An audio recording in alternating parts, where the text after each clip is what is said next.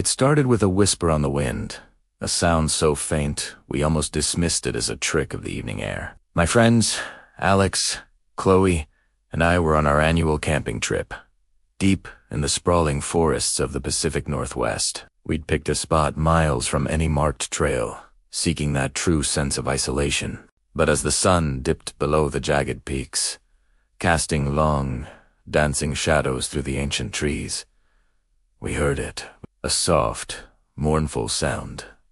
It sounded like crying. We exchanged uneasy glances around the crackling campfire.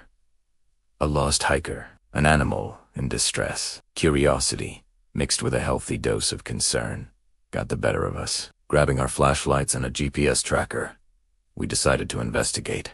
The sound was sporadic, pulling us deeper into the woods, away from the faint security of our camp. The forest grew denser, the branches of old-growth firs and cedars clawing at our jackets. It felt like the woods themselves were trying to hold us back. After what felt like an hour of navigating tangled roots and thorny bushes, the crying grew louder, more distinct. It was undeniably human, filled with the sorrow that sent a chill down my spine. And then our flashlight beams caught it. Through a clearing, silhouetted against the last vestiges of twilight, stood a structure. It was a small log cabin, weathered and worn, looking as though it had been part of the landscape for a century. Moss clung to its roof, and the windows were dark, like vacant eyes staring into the wilderness. The strangest part, this cabin wasn't on any map. We were seasoned hikers in this region, and we'd never heard of any old homesteads this deep in the forest. As we cautiously approached, the crying sound abruptly stopped. The silence that followed was somehow more unsettling than the noise it replaced.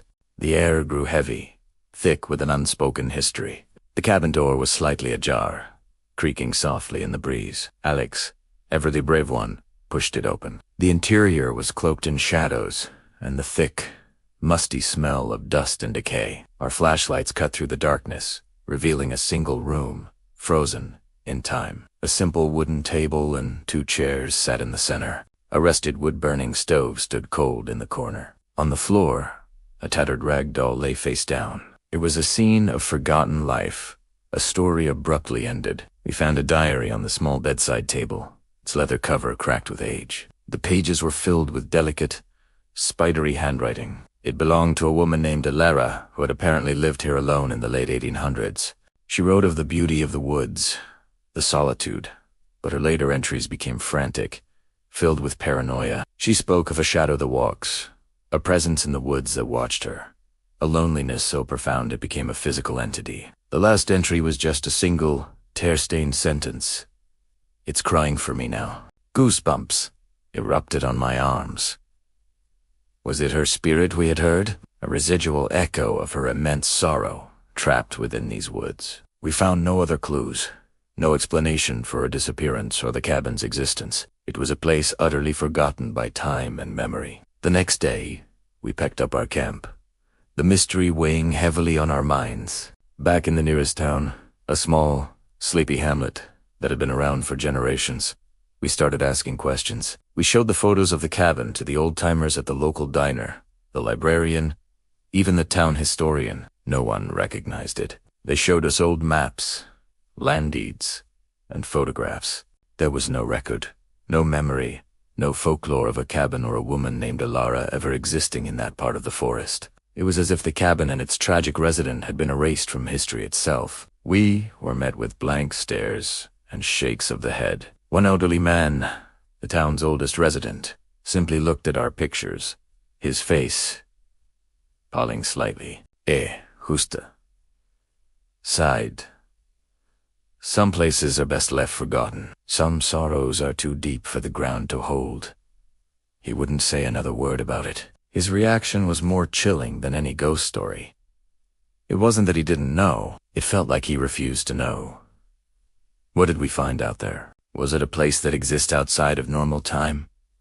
A pocket of history that only reveals itself to those who happen to hear its sorrowful call? The diary spoke of an all-consuming loneliness. Maybe the cabin only appears to those who are willing to listen to its story. A physical manifestation of a forgotten person's pain, crying out not to be forgotten. We've been back to the area since, trying to find the same path, But the woods feel different. The trees seem to have shifted.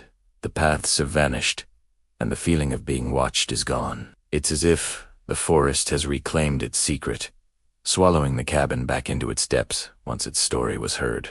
We have the photos, we have the memories, but we have no physical proof we can ever return to. Sometimes, late at night, when the wind howls just right, I think I can still hear a faint, distant cry. It's a haunting reminder of the forgotten cabin and the lonely soul within. It makes you wonder what other stories are hidden deep in the wild places of the world, just waiting for someone to follow the sound. What we learned is that not everything that's lost wants to be found, and some memories are carved not into stone, but into the very heart of the wilderness itself. Thanks so much for joining us on this unsettling journey. If you've ever had a strange or inexplicable experience out in nature, I'd love to hear about it in the comments below. Don't forget to like this video if you enjoyed it, and subscribe for more explorations into the unknown. Stay curious, stay safe, and we'll see you in the next adventure.